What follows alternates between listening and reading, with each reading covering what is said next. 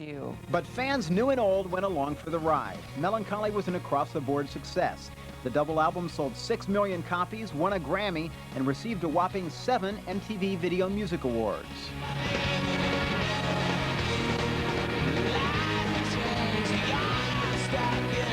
We're very proud to be an alternative band. I know that word has been kind of bulked into the ground, but that's what we come from. So we're very proud of this. Amidst all the success, however, the seductions of the rock and roll lifestyle took a tragic toll on the band. During a tour stop in New York, drummer Jimmy Chamberlin, who had a history of drug problems, and touring keyboardist Jonathan Melvoin were using heroin in a hotel room. The next morning, Melvoin was dead of an overdose, and the Pumpkins' future was left hanging in the balance, but not for long. Soon after, Chamberlin would be fired. I mean, I'll say honestly that even though Jimmy's no longer in the band, he still is in the band. His presence and his spirit and his humor is still very much a part of the band. He's just not around anymore. And that's by choice. We still love him, and we still think about him often, but the issues that are involved with Jimmy are much bigger than rock and roll. If anybody questions the band that we are now without him, all I'll say is, fine, so be it. It's just a rock and roll record. If we're not the band that we used to be, then we're not. But we still feel that it was the right thing to do for Jimmy. Maybe it wasn't the right thing to do for the Smashing Pumpkins. Maybe it wasn't the right thing to do for the Smashing Pumpkins fans. And certainly, we're living all the problems from it now. But, you know, we love Jimmy and we put Jimmy first. And hopefully he understands that.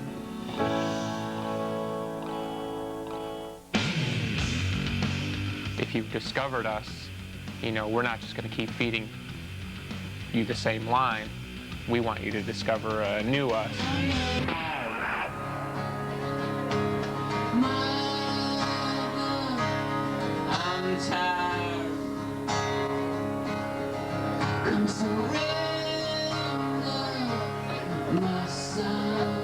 I think I've grown tired of people looking at my songs through me. My whole point all along was, by talking about what I understood, I was trying to speak for everybody.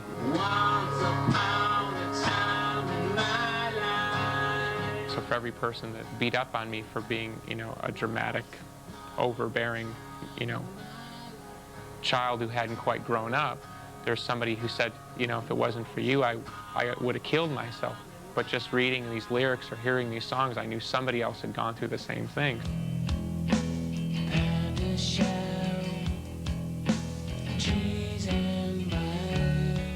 There was nobody I could really relate to on a lyrical level. So I think I started from a very obtuse end and kind of almost afraid to say what I really wanted to say and disguising how I really felt in like weird rhymes and riddles. And I got very frustrated with that. So you can imagine what happened then when on Siamese Dream, out comes the pen, and it goes into Mommy and Daddy, and everyone goes, where the f did this come from, you know? And what's your problem? And next thing you know, I'm all angry man. The world is a vampire. I mean, in a lot of ways, like, people have tried to make some of my songs more personal than they really are. And then on the other end, they've totally misinterpreted things that were very personalist and kind of these universal statements. You know, like when I sang, you know, the world is a vampire, I wasn't singing about everybody else. I was singing about myself and the world that I lived in. I think the person closest to where I've ended up is probably John Lennon, like a semi-confessional, but in a bigger world sense kind of way. You're talking about yourself, but you're really talking about the world. Speak to me in a language I can hear. The things I talk about are not, there's nothing foreign about them. Isolation, desperation, ambition, loneliness, happiness, joy, seeking truth. I mean, these are universal themes. I mean, this goes back to Homer. I mean, and I don't mean Simpson. As the album title suggests, Adore finds Corgan exploring an age-old topic, love. And while the songwriter continues injecting his real-life feelings and passions into his music, he's also expanded his subject matter to include fictitious tales as well. I think when you talk about the concept of love, you know, people get these kind of like cherubs and hearts and people, you know, slinging bows kind of thought.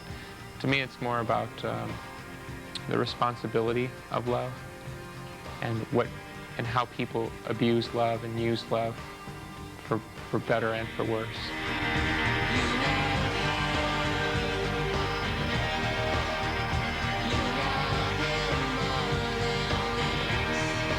It's just, 14, 15 different takes on the same subject. One song deals about how a woman will, in order to get love, she'll basically give up her body.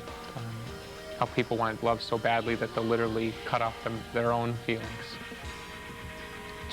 So basically, they love somebody so much that they're willing to let themselves die. You love him. There are about 4 or 5 songs that are very close to my heart and move me very much. Like, I can't even listen to them without being, bursting into tears. So I try not to listen to them in public very often.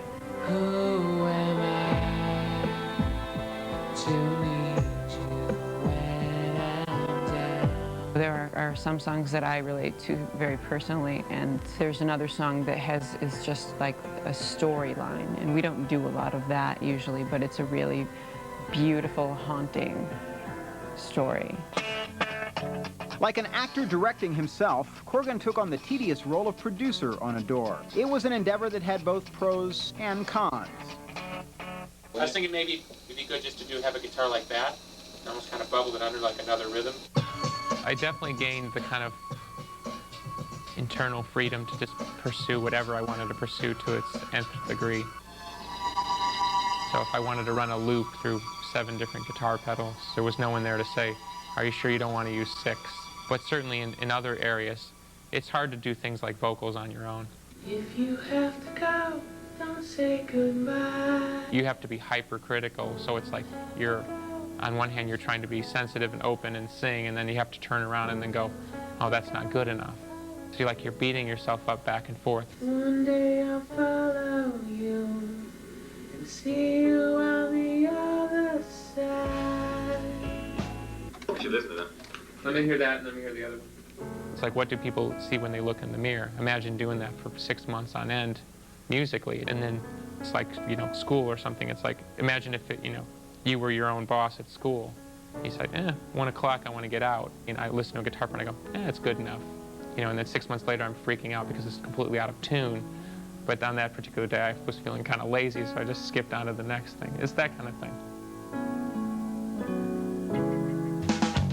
I feel very comfortable with the album, very happy with it. I think it's a really, really beautiful work, and I'm proud that I stuck with it, and I'm proud that my band has supported me through the whole album. People ask what this album was like. I use the word arcane because I think that seems to sum up the music best. It's kind of like music from the past, but done in a futuristic way. There's natural elements on the album, and there's synthetic elements on the album. It's like taking all the textures of all past music and trying to apply it to a kind of a new song form.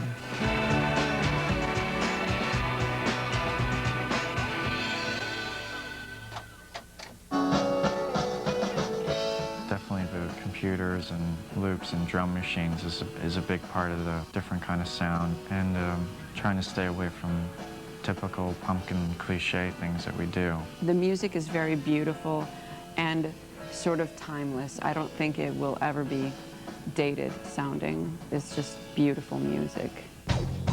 Adore marks the Pumpkins' first full-length studio album without the rhythmic drum fills of Jimmy Chamberlin. To fill in, they brought on some guest percussionists like Beck's Joey Waronker and former Soundgarden drummer, now on board with Pearl Jam, Matt Cameron. Still, Chamberlin's absence had a marked impact on the band.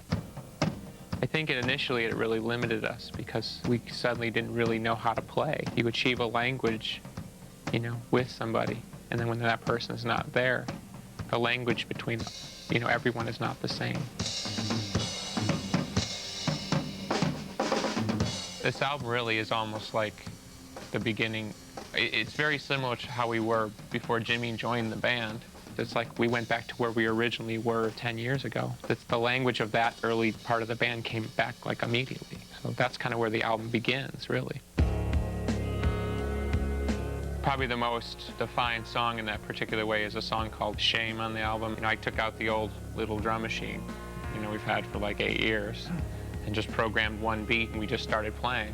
You're gonna walk on hell.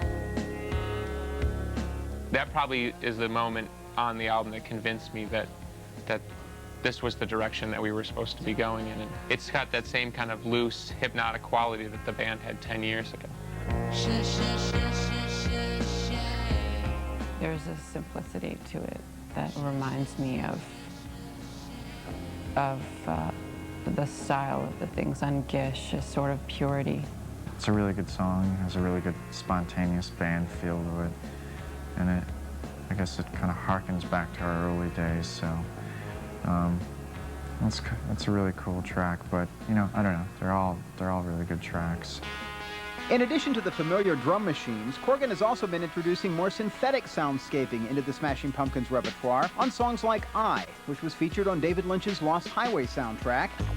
Is it any wonder I can't sleep in your darkest hour? And on The End is the Beginning is the End, from the Batman and Robin soundtrack.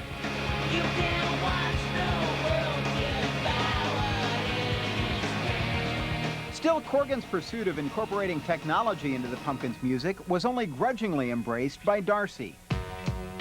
Her reaction at that particular time was, you know, what is this concept of just like, okay, let's just hook up the synthesizers? Basically what she was trying to say is, what's the heart and soul in what you're trying to get at? Are you doing this because it's just something different, or is it because it's something you really want to do?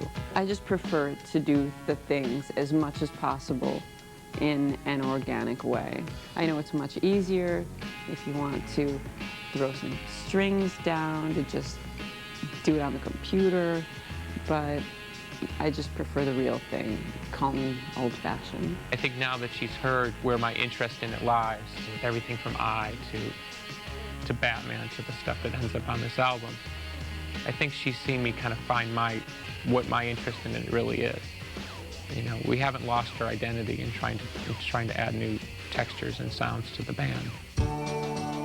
Corgan was also interested in adding new surroundings for the recording of Adore. The band left the blistering winter of Chicago for the warm sun of Los Angeles and a less public rock and roll existence. I just found that the life I was living in my hometown of Chicago wasn't really, is bigger than the person that I am. If you come out here, you know, the land of rape and honey, it's like you're third on the list behind movie stars and TV stars, you know. I mean, you know, like the fifth guy on Frasier is more important out here than any of us, so it's great. You know, we go out and nobody really even cares. I like the weather, and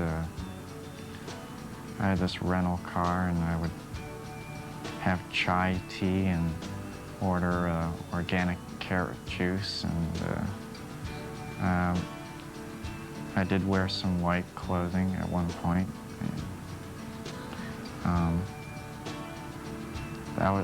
I was pretty far gone. I knew that it would either fix things and make it better and we would sort of rise to the occasion, or else it would just fall apart completely. In the end, I think it was a little bit of both. So, what lies beyond melancholy? Still more music. And hordes of live performances that fans are sure to adore. In terms of the future, the band seems comfortable with their tried and true philosophy. Accept the past and embrace the unknown. It is pretty amazing, you know, for any band to be together for more than, you know, 5 or 6 years, let alone 10. You know, as long as everything moves forward, it always seems pretty good. Did I ever imagine that I'd be sitting here talking with you right now about these things in the situation that I'm in now? Yes, I just didn't. We kind of took a very roundabout way of getting here. But I think it was the best route. And I don't think you could change it, because the band wouldn't be what it is if you did.